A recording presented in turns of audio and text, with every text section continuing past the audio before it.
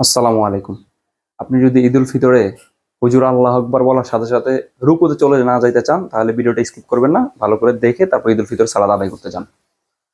ঈদুল ফিতরের সালাত নর্মাল সালাতের মতোই, কিন্তু শুধু অতিরিক্ত 6টা তাকবীর আছে। 6টা তাকবীর কখন দিব সেটাই দেখাই দিচ্ছি। প্রথমে আল্লাহ আকবার বলে হাত বাঁধবেন, সানা পড়বেন।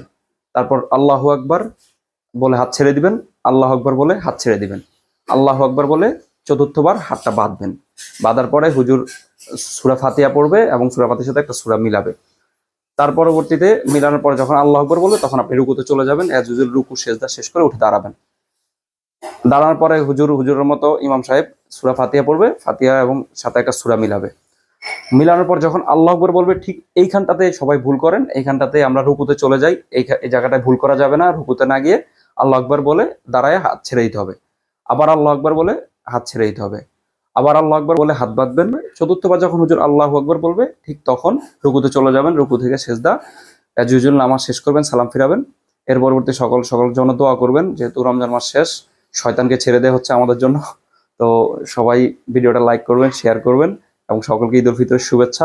আসসালামু আলাইকুম।